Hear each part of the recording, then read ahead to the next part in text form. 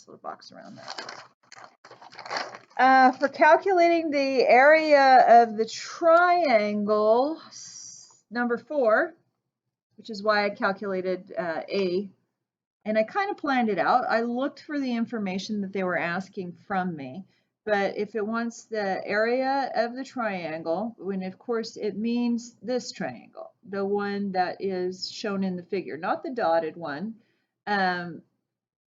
So I calculated A and then found X from that, excuse me, to find the area of the triangle, which is equal to 1/2 base times height. And that's going to be the area. So area A, 1/2 X, which was 16.5, times H, which was 12.4. And they're both meters. So of course my answer is going to be units of meters squared because it's area, and I got 127. I got 127.1, but 127 I believe is how the answer was listed on the key, because sometimes there's rounding error. So moving on, do another one. Go on to number 5. Number 5 on the pretest, which is in front of me here. Here we go. We're solving algebraically for the value of X in a bunch of equations. In fact, they basically all say solve for X. So the equation in 5 is 2X plus 3 equals 7. Subtract 3 from both sides, and you get 2X equals 4, which means X equals 2. For number 6, I may probably have room to do it over here. No, it's an either or, because you're going to have to factor it or use the quadratic equation if I can't factor it. So 3x squared plus 4 equals x plus 8. Let's get all the variables on one side of the equation. I can tell that this is x, that's x squared. I'm not going to be able to get them to cancel each other out like I did here to isolate x by itself. So I'm going to make them all equal to 0. So I'm going to subtract x from both sides, and I'm going to subtract 8 from both sides. And so I'm going to get 3x squared minus x minus 4 is equal to 0. I can factor that, I believe. Let's see. If I want to factor that,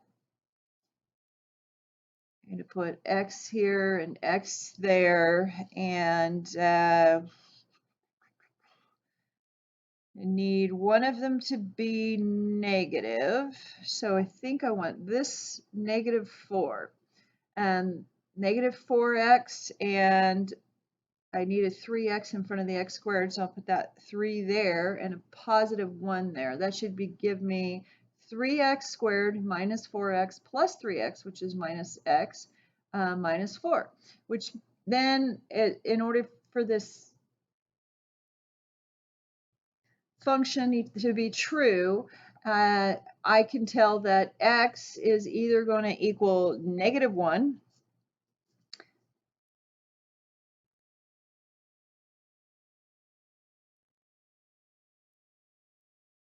or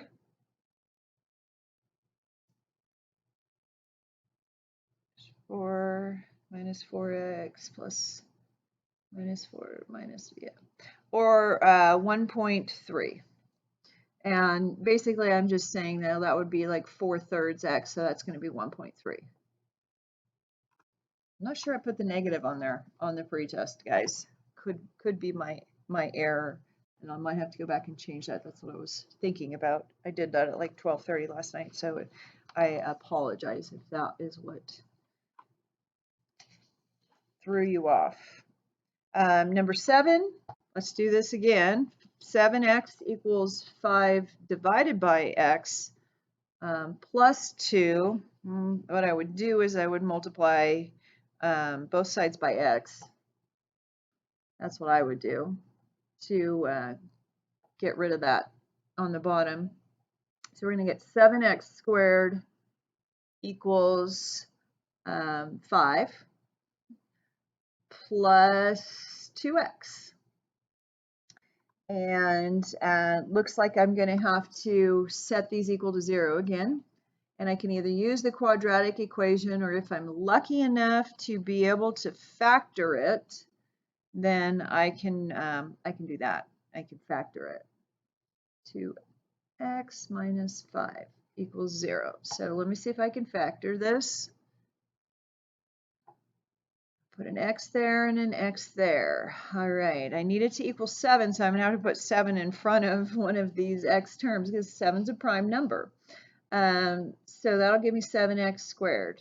And I've got a 5 and a 2, so I'm thinking I probably want to put the -1 here and a 5 there. And that would probably be positive, right?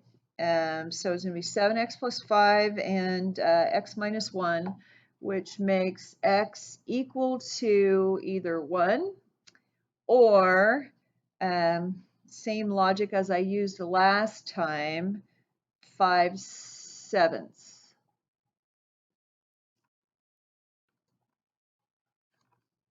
Okay, so great. We did that one. We didn't have to use the quadratic equation. That was nice.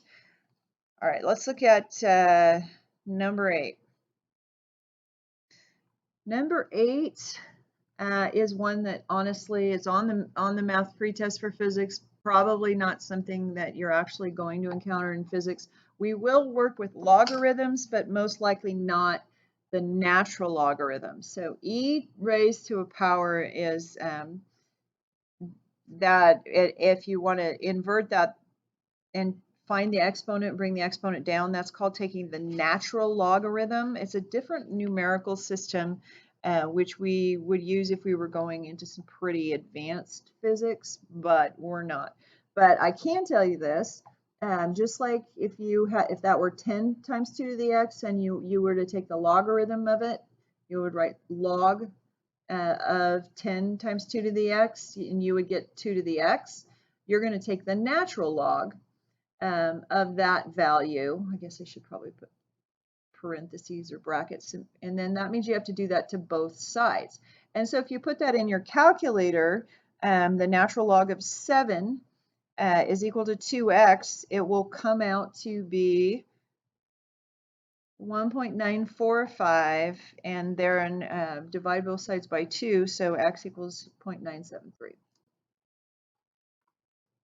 And continuing to move on, we're going to look at number 9.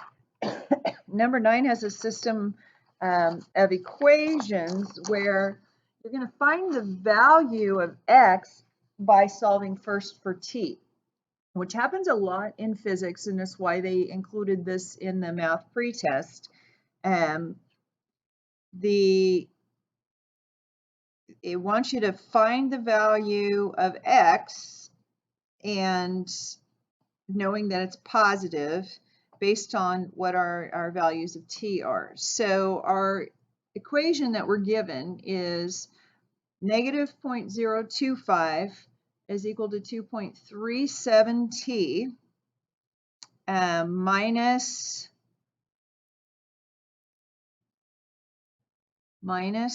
4.90 t squared. Okay, so honestly, I'm just going to set these equal to 0. So, and I also like to put it in a more usable format where the function that is t squared, I don't want a negative in front of it either. So I'm going to add it. I'm going to add it to this side. I'm going to make it 4.9 t squared minus 2.37 t minus 0.25 is equal to 0. Okay, so you can already tell that is going to be very, very difficult to factor. I mean, it's really hard. We're not even working with the whole numbers. And I gave it a go last night for a reasonable period of time and was unsuccessful. And I finally decided, okay, I got to buck up and use the quadratic equation. So the quadratic equation tells us the value of our variable. In this case, it's t, and it's going to be equal to minus b plus or minus the square root of b squared minus 4ac all over 2a, where a is the first coefficient on the quadratic, or 4.9, and b is the coefficient here, or negative 2.37. And C is the value of the final number, which is 0.25, or 0.25 if you prefer. So when I plug that into my calculator, I have to remember that I must solve it both ways for plus and minus. So I prefer generally to write it in first and then work it out on my calculator. So it's minus 2.37. So of course that's going to be positive 2.37, plus or minus the square root of negative 2.37 squared, which is also going to be positive, minus 4 times, oops, I forgot to put my negative in front of C. I was like, why is that not, it should be negative. Okay, 4 times A, which is 4.9 positive, and C, which is negative 0.25. When I solve this, then I divide them all by 2 times 4.9, or 2A, which is 9.8. So plugging that into my calculator, I'm going to get two values for t, and only one of them is going to be positive.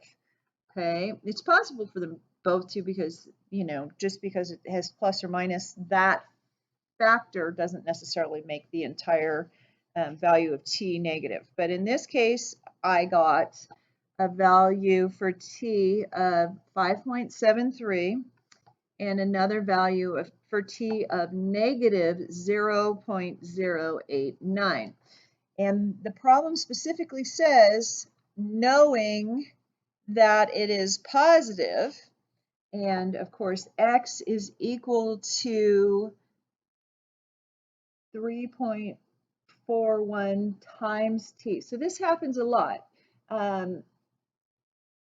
Even though the quadratic equation can give us two possible solutions to the problem, only one of them in physics is going to be valid, because we know that the value of the distance, in this case x, is positive. So there's only one of these values, which is 0.573, that we can plug into that equation and use it to calculate the value of x and have x come out as a positive number, which if we do put in 0.573 times 3.41, we get 1.95. And most likely it would be meters, but we weren't given the unit values on those. Okay, I think I can do 10 and 11 on this same page, so let me do that.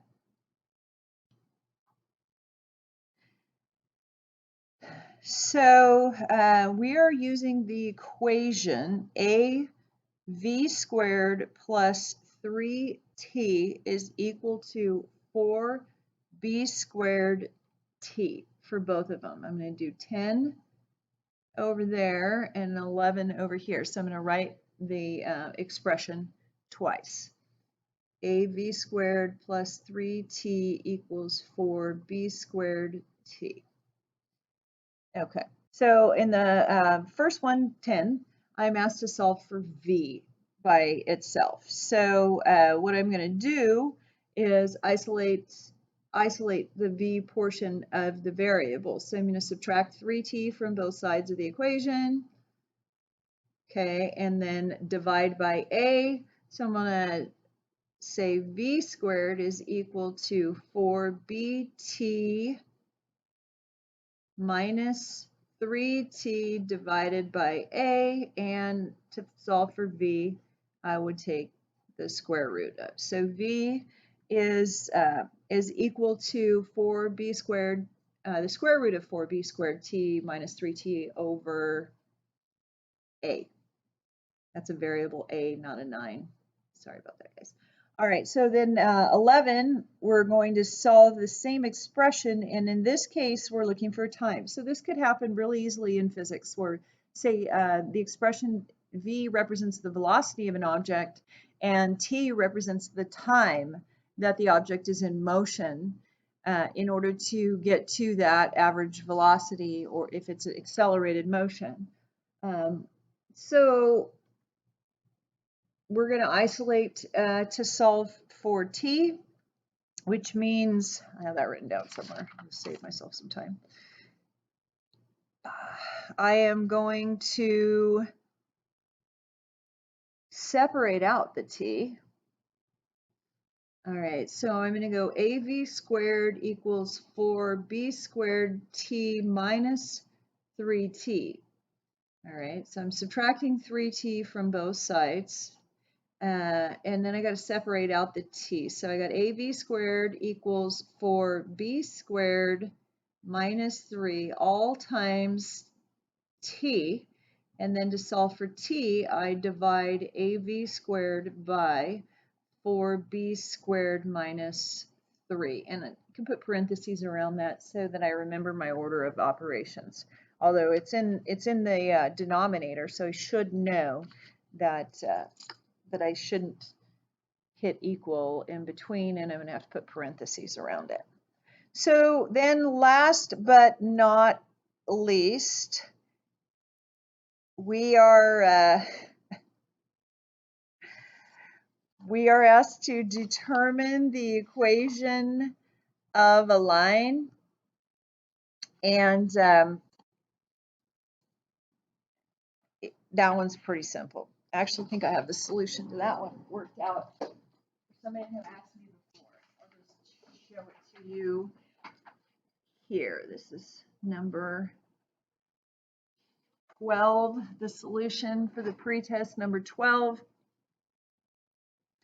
And essentially we're given 2 points on a coordinate system, and the first thing I did was go in and draw the graph and label it, and then the next thing I did was put in the points and draw the dotted lines as they had given me, and then I labeled the coordinates. This point was over 2 up 1, so its value is x equals 2, y equals 1. The second point was over 6 up 5, or 6, 5. In the slope-intercept form, the equation for the line is expressed in terms of y equals mx plus b, where if you know the slope and the y-intercept and like the value of either y or x, then you can solve for the unknown variable. We don't know the slope, we don't know the y-intercept, although we can see from the graph it appears to be around -1. It doesn't always work out that way when we do the math. In this case it did. But the slope is going to be equal to the change in y over the change in x, or y2 minus y1 divided by x2 minus x1. And when I put those values in, I usually put the larger numbers first. So I used 5 for y2 and 1 for y1, and then 6 for x2 and 2, and I get 4 over 4, a slope of 1. So that makes the equation, the value of the equation y equals 1, which is the slope, m, x plus b. Plug in the coordinates 2 and 1 for the values of x and y respectively, and solve for b. B comes out to be -1, and therefore the equation of the line is y equals 1x minus 1, or simply y equals x minus 1. And so that's it. If you still have questions, of course, please get in touch with me. Send me a text. I can hop into a Zoom and explain it to you further. Hope you guys have a great day.